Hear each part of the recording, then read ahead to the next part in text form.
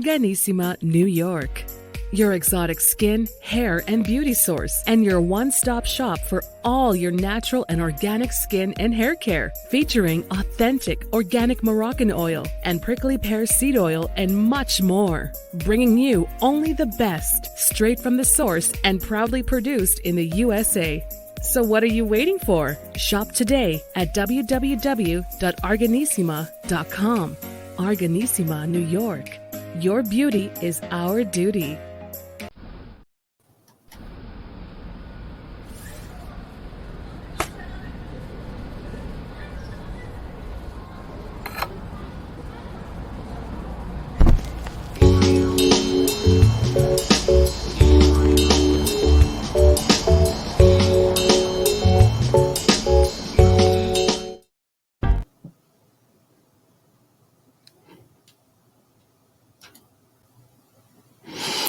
All right. Welcome back to the Morocco channel and the NBC network, and your host Hurricane H. This is a special. Um, Today is a celebration, and first and foremost, congratulations to the Moroccan national team for their terrific and fantastic, awesome run in the World Cup, the Qatar FIFA World Cup 2022. Again, everybody's been mesmerized by the team and the whole aspect of this particular World Cup, regardless of controversy and things that happened in the initial, days of this particular cup. And but it's been a long run. It's been a full month.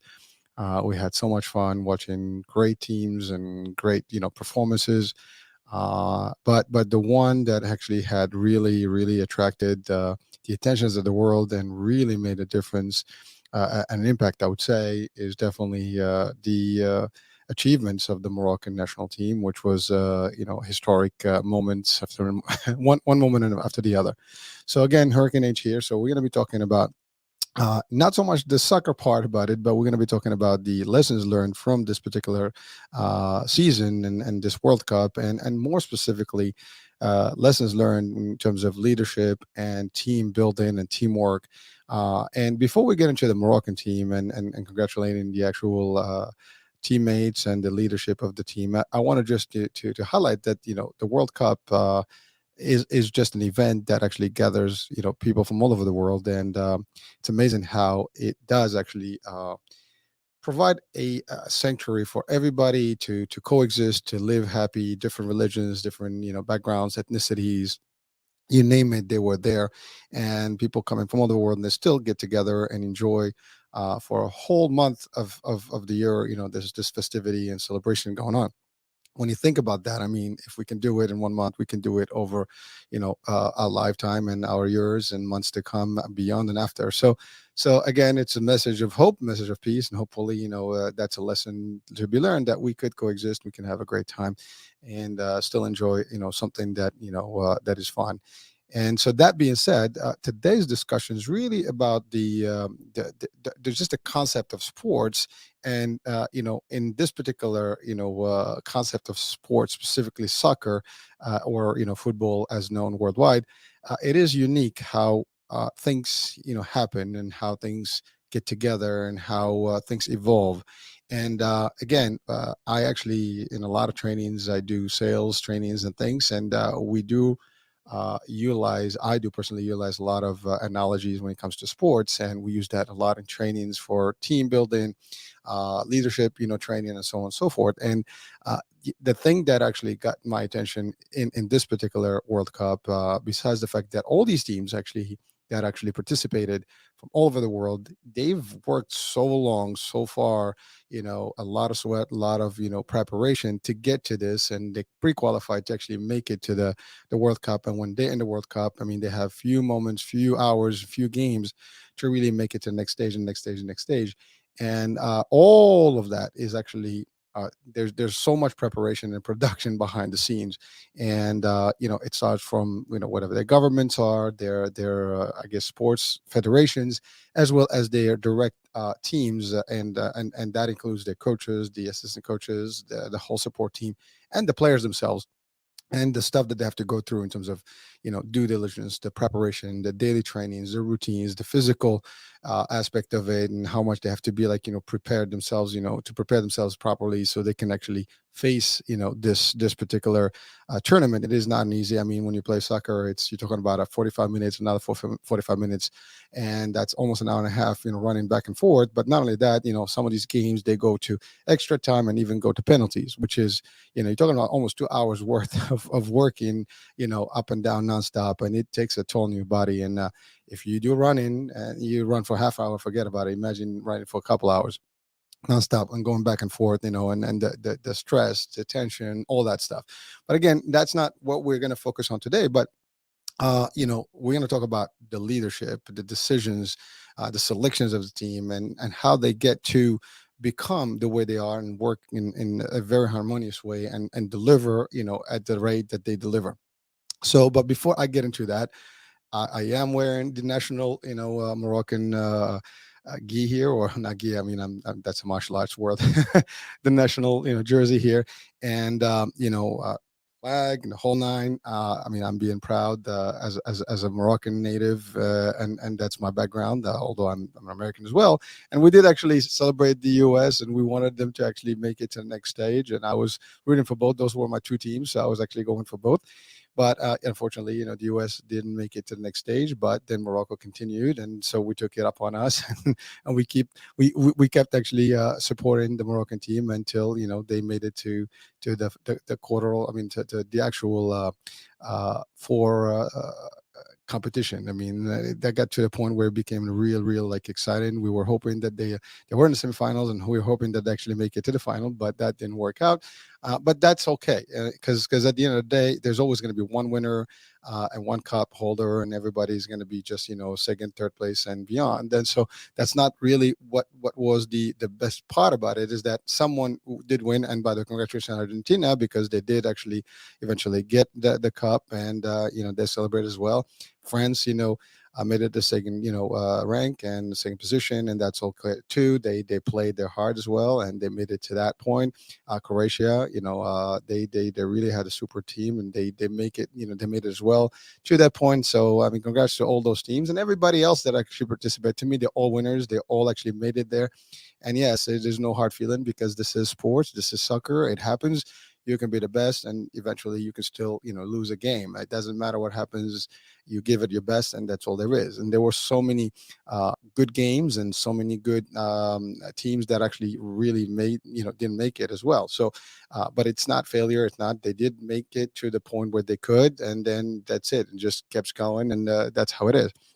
But first things first, like I said, I am wearing the jersey, the Moroccan jersey, and I want to congratulate the national team. That's just a given here. So I would say congratulations from the coach, Walid Regragui, and every player on that team, whether they made it on the 11 selected, and or the ones that were back in the team, as well as everybody in their support system there, assistant coaches and all the technical team that was that participating as well. So and then I want to also thank and congratulate all the spectators that came from all over the world, and specifically the Moroccans of the world that actually really made a difference. The fans were just terrific. I mean, the ambiance, the atmosphere, the noise. I mean, it was just like you get into that. It's just wow. They really made a signature and really did make history. So again, congrats, chapeau, hats off to everybody. And before, and even more than that, I mean, I would also say we've seen some stuff that hasn't happened in the past, where even the king of Morocco, Mohammed VI, and his the prince and the actual the princes actually they all the royal family really came out with the jerseys and the actual Moroccan shirts and in the streets and celebrated with the people, and that showed a whole different unity level that is beyond what people believe and that people see all the time. You're not going to see monarchies and at that level coming, and even actually we've seen even the president of France showing up, and the actual leaders, the princes of the royal family of Qatar was there, and so there was so much stuff that was happening. It's kind of like typically not happening across other ventures, but in this particular one, it was just unique to see all that. We also seen the festivities of the arrival of the Moroccan national team to Morocco in the capital Rabat, and the respect that they received, and they were also hosted by the king for dinner. They had they received medals. And the other part that we've noticed is just the support, the family piece of it, where you haven't seen that before, where people, family people, members were participating as well. And believe it or not, I do have a family member on that team that was actually in the actual selection. He did not play much. He was actually as a backup, and the family, his parents were there as well, and we were continuously talking to them. We didn't get a chance to go and visit or watch, the games live, unfortunately, but I would have loved to. But hopefully, in the next one in the US, we will be here, and if Morocco team and they will be there, we will participate and support them. So that's that. But so the first thing that I want to talk about is really, how did the coach, Walid Regragui, make a difference and selected this team that really was able to actually deliver this. One of the hardest part of being a leader is to really make decisions, right? Decision making, building the team is not simple. Having a coherent, in sync team is not always easy. Whether you're doing this in sales, you're doing it in any type of business concept, it's the same thing. Building teams is one of the hardest part. Having the right leadership mindset is also one of the hardest things. And this is a dude who actually took over a team literally a couple of months before this whole venture and adventure, I would say. 3 months is not enough to build a team in general. 3 months is not enough to build a team and make them really in sync and really have them deliver the way they did. But yet he did. So that's the first thing that I want to talk about, is that how did he do it? And one of the things that you noticed, if you watch those games, is the way he treated the team, the way he even responded to the media, for example, when he was being asked things. He really was there for every game, and he made the team feel one unit, not one versus the other. When they played, the strategy he applied was very unique, where everybody moved in together, literally in sync, in one motion. They go up, they come down, the defense was left. Most of these other component teams could not really do anything because they were not able to penetrate. And he treated the team really valuably. He treated them as one. He made them feel as one. And the funny thing is that most of these players came from different parts and different countries, although they all have one, the national pride of being Moroccans, and but they also have second nationality. Some of these people were born in Europe and grew up in Europe. They spoke different languages, literally, and very few of them actually spoke Moroccan dialects and things like that. Maybe they spoke some of it, some of them did, but it was a combination of people from the national team that were selected in the country itself, and there were others that were selected from different countries. And but at the end of the day, these were some of the creme of the creme, the best of the best, selected from different teams that are playing in Europe. And but he put all that unit together in very short time.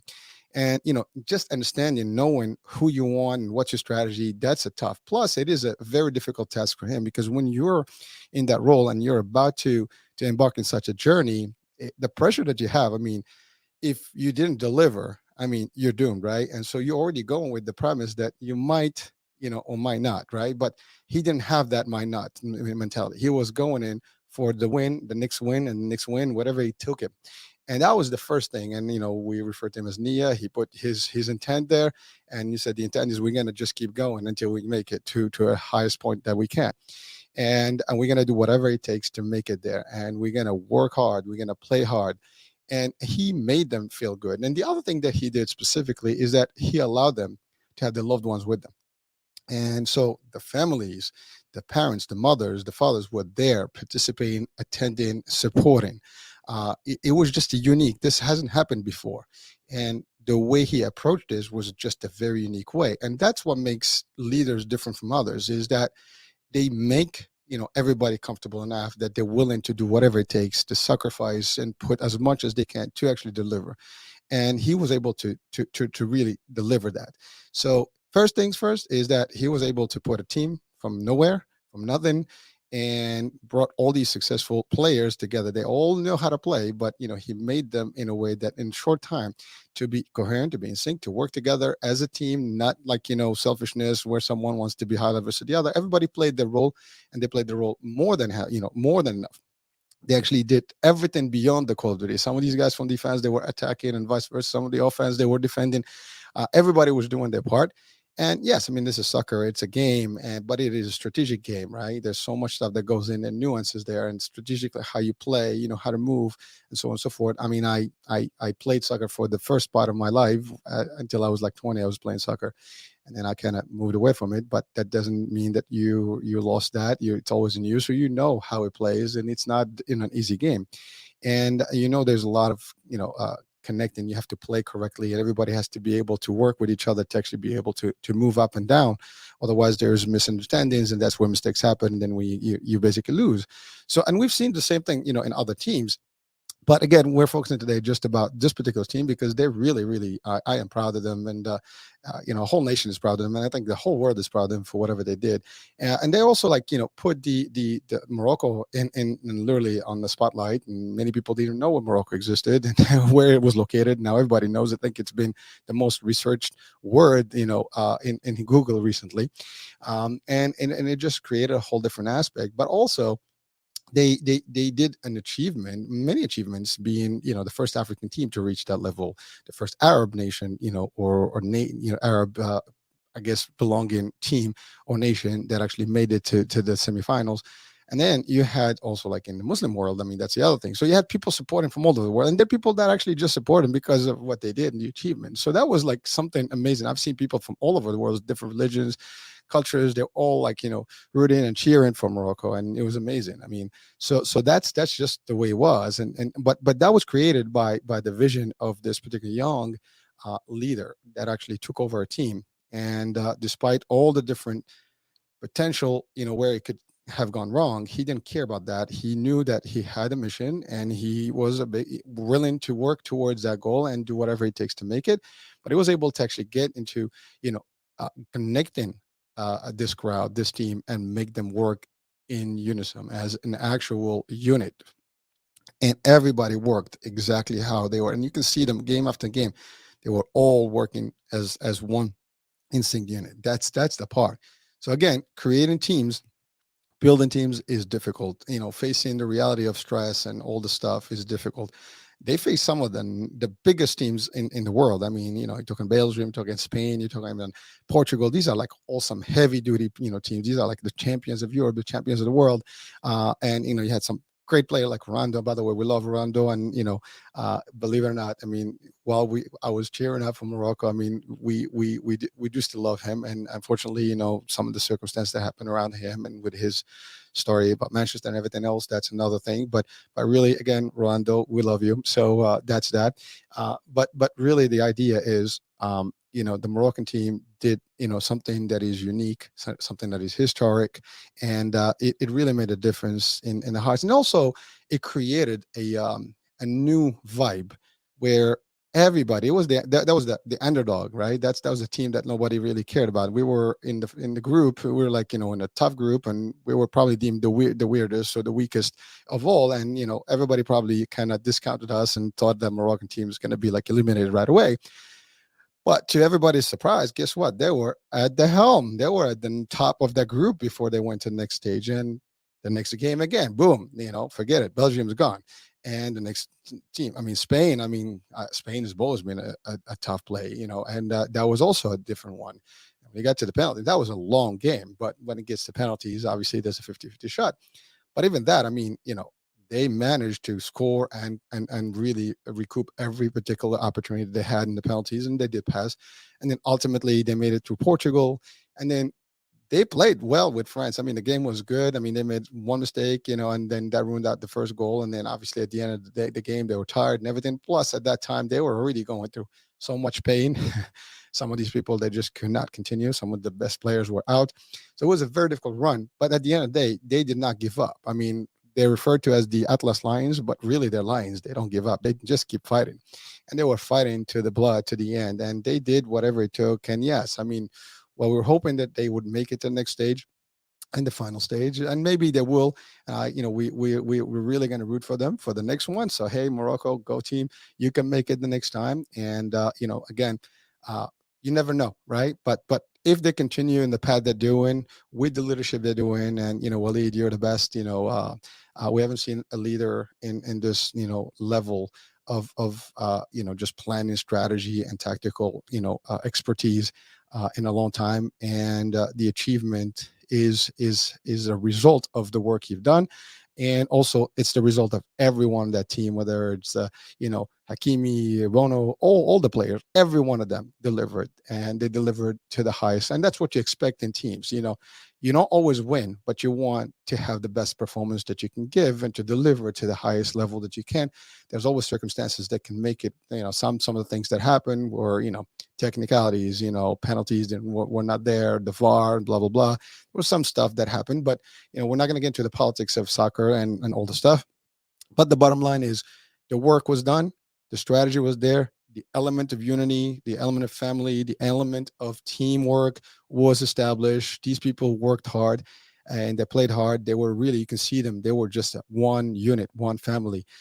Their touch, with their family and their mothers and kissing heads and prostrating and giving thanks, those were all things that were actually available in this particular event, and these are all the lessons that we learned. I mean, they've really taught a lot of things and gave hope to many nations in Africa, many nations in the Arab world, many nations around the world that never dreamt of being able to actually make it to that stage, and now many would do that, and many young people now have the hope and the inspiration and probably the motivation to actually do more and more and more. And so that being said, so I'm going to close up this particular show, and then I want to say this: we will be looking forward to the Moroccan national team for women coming up in a few months. So we will root for them as well, and hopefully they'll deliver just as much, if not maybe there will be taking the World Cup. So hey, go team Morocco. Hurricane H here. Proud of you guys. Proud of everyone. Walid and team. Go Morocco, go. See you, Dima Mgharib. All right, we'll talk soon, and we'll be catching up in different shows, different platforms, different channel. Stay tuned. New show, new day, new beginning. Ciao for now. Bye bye.